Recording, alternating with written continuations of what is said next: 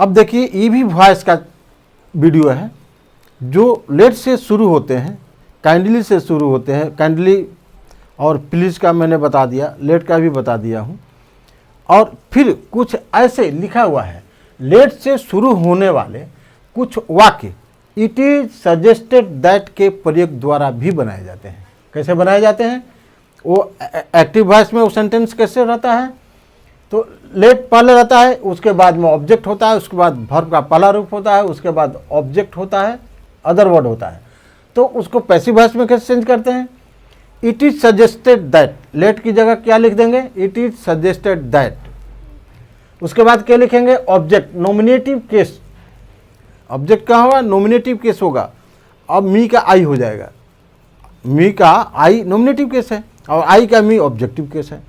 तो ध्यान रखिएगा इसमें क्या, इट इज सजेस्टेड दैट के द्वारा जब बनाएंगे तो क्या होगा कि अब सभी को नहीं बनाएंगे, कुछ वाक्य होते हैं इट इज सजेस्टेड दैट, कुछ इसके बाद में आ जाएगा ऑब्जेक्ट, उसके बाद वो ऑब्जेक्ट नॉमिनेटिव केस में होगा, उसके बाद में जो है शुड का प्रयोग किया जाता है, उसके बाद वर्ब का फर्स्ट फॉर्म होता है, V1 होता है, उसके बाद अदर वर्ड्स होता है। अब आप यहाँ पर सोचते होंगे कि V1 क्यों होगा? जनरल रूल में तो लिखा है कि हमेशा ही वर्ब का थर्ड फॉर्म हो जाता है। तो रिक्वेस्ट, प्रार्थना करना भी वर्ब है।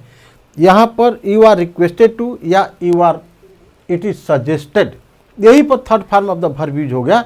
इसीलिए जो वो वर्ब है मेन जो सेंटेंस में आया हुआ है वो V1 ए से अपने पहले रूप में ही रहेगा। ये आप समझ लीजिएगा।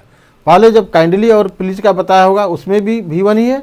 उसके बाद में आपको लेट से शुरू होने वाला एक वीडियो बनाया था उसमें भी V1 ही है।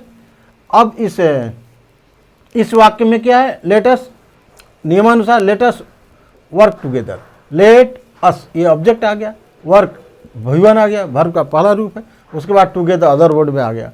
तो ऐसे वाक्य को कैसे बनाएंगे? अब लेट को हटा देंगे, अब क्या लिख देंगे? It is suggested that, it is suggested that we should. अब क्या लिख देंगे? वी ऑब्जेक्टिव के साथ आ जाएगा, नॉमिनेटिव में उसको बदल देंगे वी, उसके बाद शुड आ जाएगा, we should work together, work V1 ही आएगा, फिर टुगेदर आ गया, जो टुगेदर है उसमें भी आ गया, it is suggested that we should work together. तो ये नियमानुसार है कि कुछ इंपरेटिव सेंटेंस के ऐसे वाक्य होते हैं जो लेट से शुरू होते हैं और उसको पैसिव वॉइस बनाने के लिए इट इज सजेस्टेड दैट का प्रयोग किया जाता है। लेट अस स्विम, अब यह है लेट अस स्विम, इसको आप लेट लिख करके नहीं बना सकते। इस ऐसे वाक्यों को इट इज सजेस्टेड दैट के माध्यम से ही आप पैसिव वॉइस में चेंज कर सकते हैं। तो लेट अस स्विम क्या है? It is suggested that we should swim, क्या हो गया?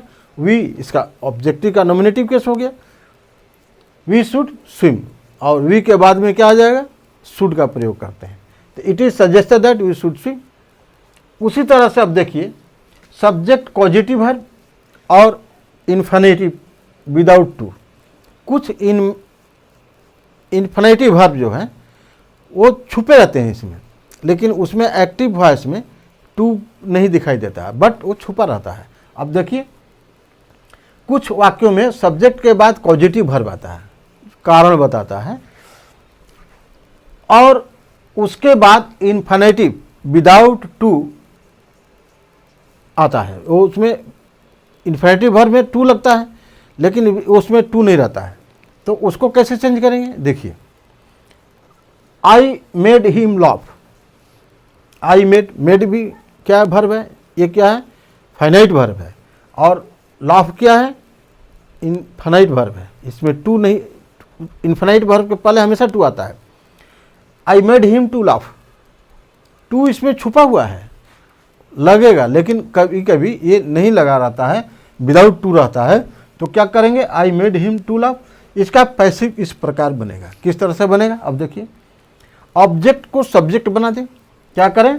ऑब्जेक्ट को, ऑब्जेक्ट क्या है? हिम, सब्जेक्ट बना दें जो नॉमिनेटिव केस में होगा। हिम है तो ही का नॉमिनेटिव किस क्या हो जाएगा? ही हो जाएगा। तो पहला नियम क्या है इसका, ऑब्जेक्ट को सब्जेक्ट बना दें जो नॉमिनेटिव केस में होगा। दूसरा क्या है, इन्फिनेटिव के पहले जो इन्फिनेटिव वर्ब है जैसे लाफ है, टू का प्रयोग करें। क्या करें, टू का प्रयोग करें जो एक्टिव वॉइस में छिपा रहता है। इसमें छिपा, पहले ही बताया था कि इसमें छुपा रहता है। तो ऑब्जेक्ट को सब्जेक्ट बना दें और वो सब्जेक्ट नॉमिनेटिव केस में होगा। और दूसरा है इन्फिनेटिव वर्ब के पहले टू का प्रयोग करें जो एक्टिव वॉइस में छुपा हुआ है। तीसरा क्या है, छुपा रहता है। और एक्टिव वॉइस के सब्जेक्ट का प्रयोग नहीं होता है, एक्टिव वॉइस के सब्जेक्ट का प्रयोग नहीं होता है। अब उनका एग्जाम्पल देंगे। अब बोलता है एक्टिव वॉइस के सब्जेक्ट का प्रयोग नहीं होता है। क्या है इसमें सेंटेंस कि आई मेड हिम लाफ। तो इसको अगर बनाएंगे तो क्या करेंगे, इसको बनाएंगे ही आ जाएगा, ही आ जाएगा।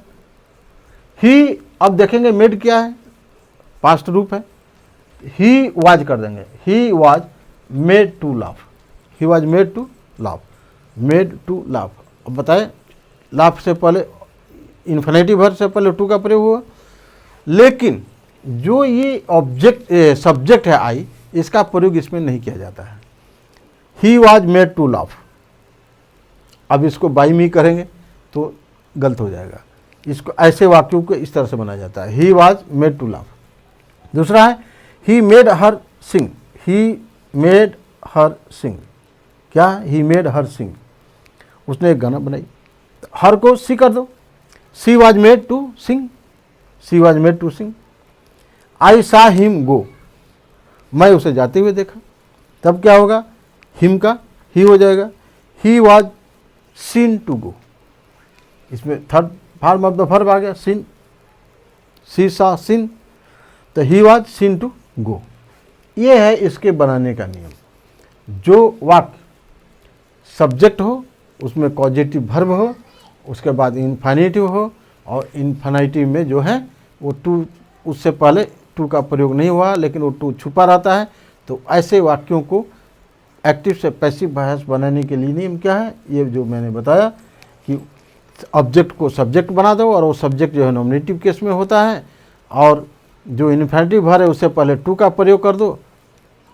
उसके बाद में इसमें जो एक्टिव वॉइस में जो सब्जेक्ट है वो पैसिव वॉइस में उसका प्रयोग नहीं किया जाता है। जैसे I made him to laugh, I made him laugh, तो क्या हो जाएगा, he was to laugh, he was made to laugh. Made है, he was made to laugh, I का प्रयोग नहीं हुआ। तो इस तरह के वाक्यों को इस तरह से एक्टिव से पैसिव वॉइस में चेंज किया जाता है। तो ये वीडियो भी यहाँ पर मैं समाप्त कर रहा हूँ। यदि किसी प्रकार का डाउट हो तो आप अवश्य कमेंट्स करके पूछ सकते हैं।